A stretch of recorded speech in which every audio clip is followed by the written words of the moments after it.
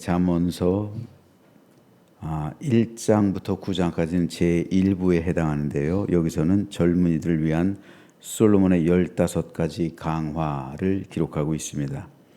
오늘 우리가 읽은 잠언 4장부터 5장 6절까지는 솔로몬의 제7강화입니다.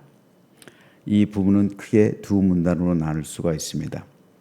4장 1절부터 9절은 제7강화의 전반부입니다. 피훈계자 시절, 그러니까 훈계를 받는 사람이죠. 피훈계자 시절을 회상하는 것을 통한 지혜 추구 권면과 유익을 제시하고 있고요.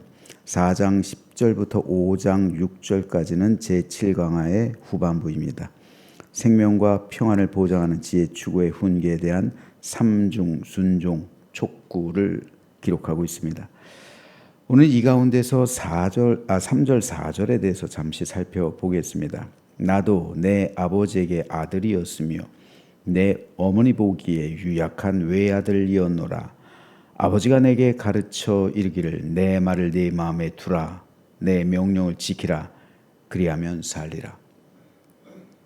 제7강화는 솔로몬이 어렸을 때 그의 아버지 다윗에게 받은 훈계를 솔로몬이 그대로 이어받아서 자신의 아들들에게 전달하는 형식으로 되어 있습니다. 그래서 솔로몬은 아버지 다윗이 자신을 가르쳤던 것처럼, 교육했던 것처럼 자신도 아들들에게 아버지 다윗의 가르침을 전하고 전수하고 교육하는 것을 목적으로 하고 있습니다. 왜 솔로몬이 이토록 위대한 왕이 될 수 있었을까요? 그것은 그의 아버지였던 다윗의 가르침 때문에 그래요. 근데 성경에서는 이것이 잘 기록되어 있지 않잖아요. 그것을 엿볼 수 있는 가장 좋은 장이 바로 잠언서 4장이에요. 솔로몬이 어떻게 다윗에게 교육받았는지 잠언서 4장은 그 내용을 보여주고 있어요. 왜 다윗이 솔로몬을 왕으로 지목했을까요? 다윗에겐 여러분 아들이 몇 명이었는지 아세요? 왕자들이 19이에요. 다윗의 아들들만 19. 성경이 그 이름이 기록된 다윗의 아들들만 19명. 솔로몬이 몇 번째예요? 정확한 건 알 수 없어요. 하지만 솔로몬은 막내 측에 있어요. 거의 꼴찌측에. 사실상 왕이 계승 서열로 본다면 솔로몬은 들 수가 없어요. 15번째 이후일 겁니다. 실제로 솔로몬은 다윗이 우리아에게서 빼앗았잖아요. 우리아를 죽였잖아요. 그리고 밧세바와 간음을 했잖아요. 그 밧세바의 아들이에요. 다른 왕비들도 많은데 굳이 밧세바의 아들을 왕으로 삼을 이유가 있었을까요? 다른 사람들 손가락질하지 않았을까요? 왜 굳이 밧세바입니까?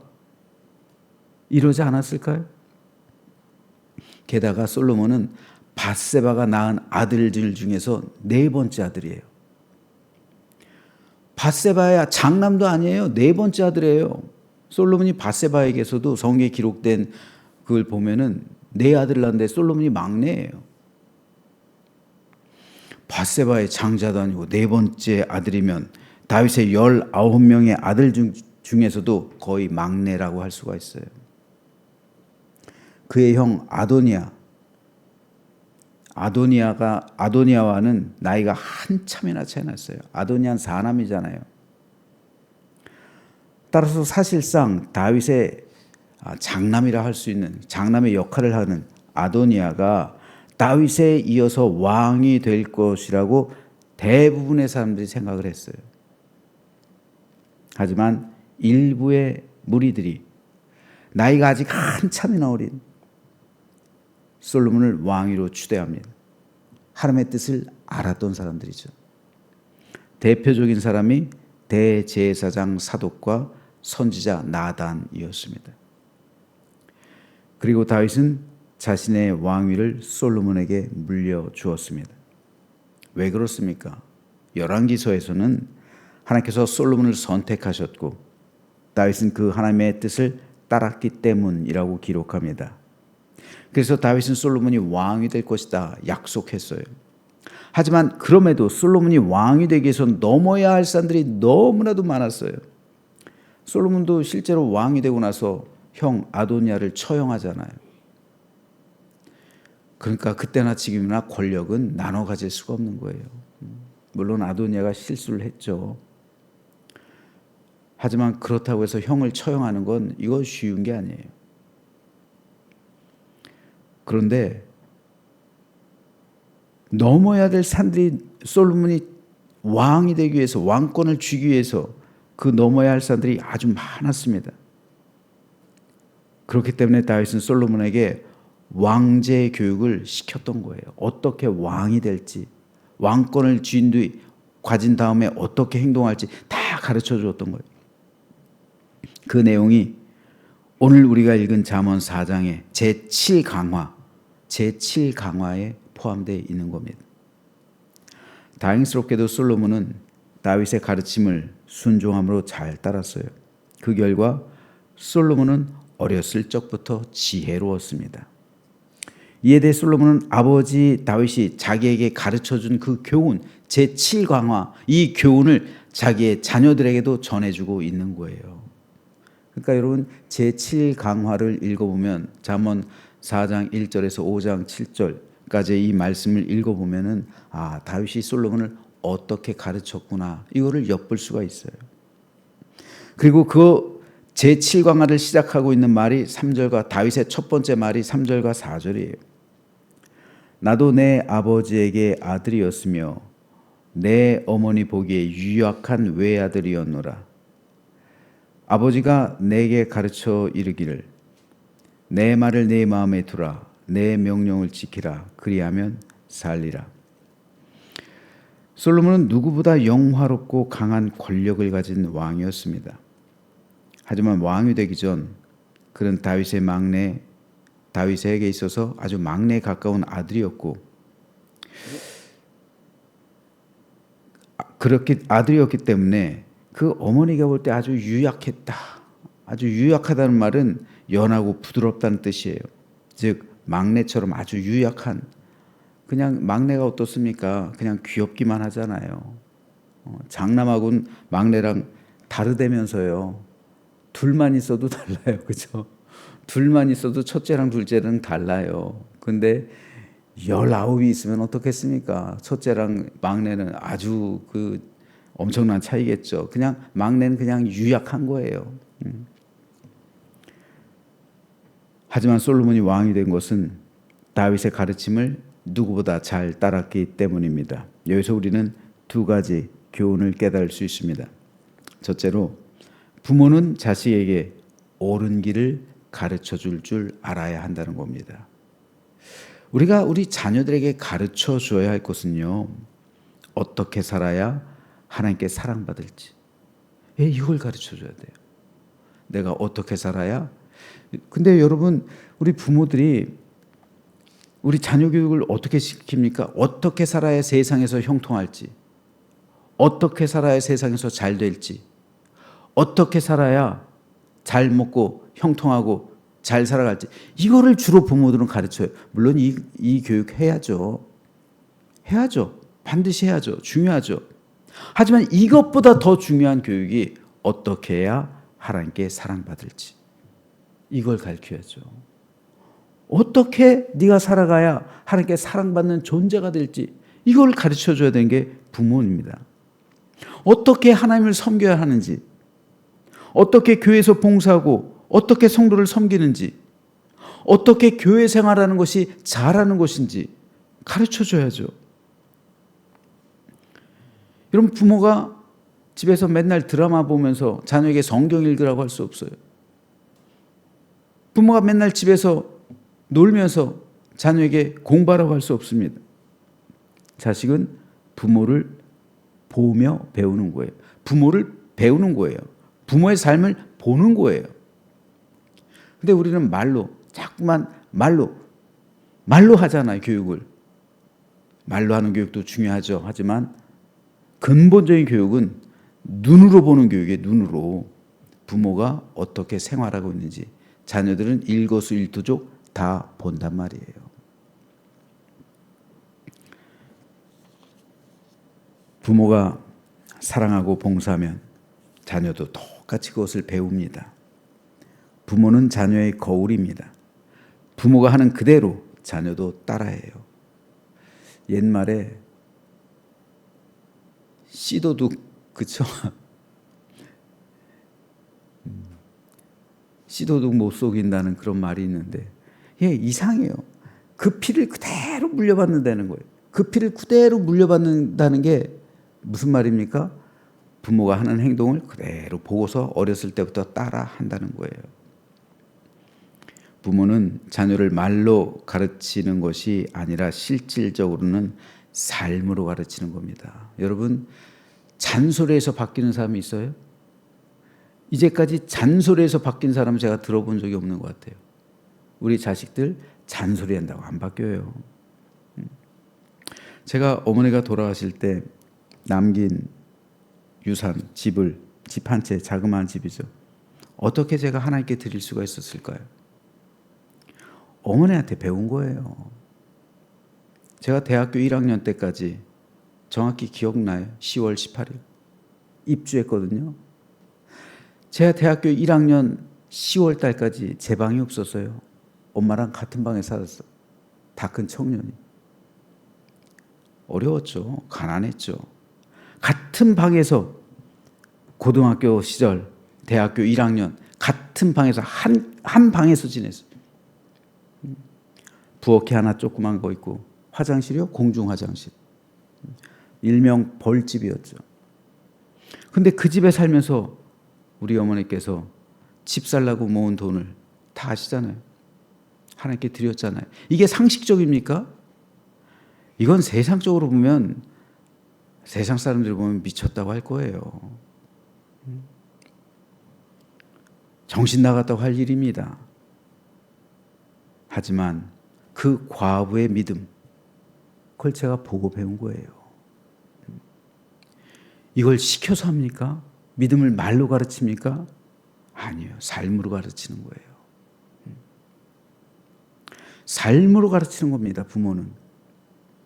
부모가 헌신하는 거, 부모가 하나님을 사랑하는 거, 어떻게 교회 생활하는지, 어떻게 믿음 생활하는지 삶으로 가르치는 거예요. 아깝지 않은 사람이 어디 있습니까? 누가 어떤 엄마가 자녀랑 단칸방에서 그렇게 살고 싶습니까? 그것도 다 큰 아들이랑. 그럼에도 불구하고 하나님을 사랑하는, 하나님께 드리지 않으면 안 될 그 열망과 사랑, 그걸 자녀들에게 가르쳐 주는 거예요. 그러니까 제가 목사가 된 거예요. 그리고 저도 똑같이 어머니가 돌아가셨을 때 그 산 집, 그 집을 우리 아이들한테 똑같이 교육한 거예요. 할머니가 아빠가 어렸을 때 아빠에게 이렇게 교육했고, 아빠도 너희들에게 이렇게 하고 싶다. 너희들의 이름으로 드리마. 그래서 아이들의 이름으로. 이것이 우리가 오늘 잠언 4장에서 배울 수 있는 첫 번째 교훈이고요. 즉 부모는 자녀에게 삶으로 믿음을 가르친다. 하나님을 어떻게 경외하는지, 어떻게 살아가는 건지, 어떻게 하나님께 사랑받을지, 이거를 삶으로, 내 믿음으로 가르쳐준다. 이거 첫 번째 교훈이고요. 둘째로, 우리가 잠언서 4장에서 깨달을 수 있는 두 번째 중요한 교훈은, 자녀는 부모에게 순종해야 한다라는 거예요. 자녀가 안 되길 바라는 부모는 아무도 없어요. 물론 부모도 사람이기에 종종 실수할 수 있습니다. 하지만 그럼에도 부모는 자녀에게 최선의 것을 주고 싶고 최고의 것을 주며 살아가요. 따라서 현명하고 지혜로운 자녀는 부모의 말에 순종해야 합니다. 그래서 성경은 자녀들아 주 안에서 너희 부모에게 순종하라, 이것이 옳으니라 라고 말씀하는 거예요. 여러분, 이 세상에서 하나님을 제외하고 가장 나를 사랑하는 사람이 부모예요. 부모. 내 짝이요? 물론 사랑하죠. 아내, 남편 나를 사랑하죠. 하지만 부모가 나를 사랑하는 것만큼 사랑할 수 없어요. 세상에서 나를 가장 사랑하시는 존재는 부모예요. 부모. 부모는 하나님께서 나를 대신해서 보내주신 수호천사예요. 수호천사. 천사를 다른 데서 찾지 마세요. 부모가 천사예요. 부모가. 세상의 천사도 부모 같을 수 있을까요? 부모는 천사를 넘어서 하나님 같은 존재예요. 그러니까 부모에게만 주신 사랑이 아가페의 사랑이잖아요. 그 하나님의 사랑. 부모만 하나님의 그 사랑을 본받을 수 있는 거예요. 아가페의 사랑을. 그래서 옛말에 내리사랑이라고 했어요. 내리사랑. 그래서 십계명에는 네 부모를 공경하라는 말은 있어도 자녀를 사랑하는 말은 없어요. 그건 본능으로 하는 거예요. 본능. 내리사랑인 거예요. 저도 우리 어머니한테 참 우리 어머니가 저를 사랑한 거에 비해선 부모님한테 어떻게 누가 감히 효자라고 할 수가 있겠습니까? 다 은혜를 못 갚죠. 근데 그 사랑을 누구한테 갚아요? 자식들한테 갚는 거예요. 자식들한테. 그러므로 자녀들은 부모에게 순종해야 되는 거예요. 여기서 옳으니라라는 이 말은요, 헬라어 원어로 디카이온이에요. 디카이온. 이 단어는 하나님 앞에서 바른 것, 하나님 앞에서 바르다는 의미예요. 부모에게 순종하는 게 하나님 앞에서 바르다는 거예요. 세상 윤리적으로 옳다 그것을 뛰어넘어서 하나님 앞에서 바르다는 거예요. 네가 부모에게 순종하는 것이 하나님의 율법에 하나님 앞에서 바르다는 겁니다. 따라서 부모에게 순종하지 않는 삶 속에서는 하나님께서 주시는 지혜와 복을 경험할 수 없는 거예요. 부모에게 순종하지 않으면서 내 삶이 잘 되길 바랄 수 없다는 말이에요. 이것을 아는 것이 지혜입니다. 잠언서의 총주제, 잠언 1장 17절이죠. 여호와를 경외하는 것이 지식의 근본이다 라는 말이에요. 이것이 잠언서의 총주제. 여호와를 경외하는 것. 그러니까 부모는 여호와를 경외하는 법을 내 삶으로 가르쳐줘야 되고, 자녀는 부모를 통해서 여호와를 경외하는 법을 순종으로 배워야 한다. 그럼 우린 잠언을 다 읽은 거예요. 이게 잠언의 요약입니다. 주제고요. 그래서 솔로몬은 내 말을 4절에서 내 마음에 두라라고 말하는 거예요. 내 마음에 두라. 내 아버지 다윗이 내게 가르쳐준 그 교훈, 그 교훈을 나도 너희에게 말할 터이니 내 말을 너희 마음에 두라. 항상 마음에 새기고 살아가라 라는 말입니다. 따라서 지혜로운 사람은 이 사실을 마음에 새겨서 부모는 자식에게 삶으로 교훈하고 자녀는 부모의 말에 순종합니다. 이로써 솔로몬이 왕이 되었단 말이에요. 그래서 솔로몬이 왕이 되었단 말이에요. 얼마나 큰 축복입니까? 부모의 말에 이렇게 순종했더니 솔로몬이 왕이 된 거예요. 왕이 될 수 없는 그 상황인데, 인간적으로 볼 때, 세상적으로 볼 땐 왕이 될 수 없는 상황에서도 그래서 왕이 되었다. 이게 잠언 4장이에요. 그리고 성경에 드러나지 않는 다윗이 어떻게 솔로몬을 교육했는지 그것에 대한 실마리를 잠언 4장은 보여주고 있습니다. 그러므로 저는 저와 여러분에게도 이런 지혜가 있게 되기를 소망합니다. 하나님을 경외하는 지혜, 그리고 하나님을 경외하는 법을 자녀에게 가르쳐주고 삶으로, 그리고 자녀는 그것을 순종할 때 오늘도 여전히 솔로몬의 영화로움과 같이 자녀가 형통하게 될 것이고, 다윗의 사랑받는 것 같이 오늘 우리 가정들도 하나님께 그렇게 사랑받는 사실을 우리가 다시 한번 깨달으면서 아름답고 복된 믿음의 가정들 되시기를 주님의 이름으로 축원합니다.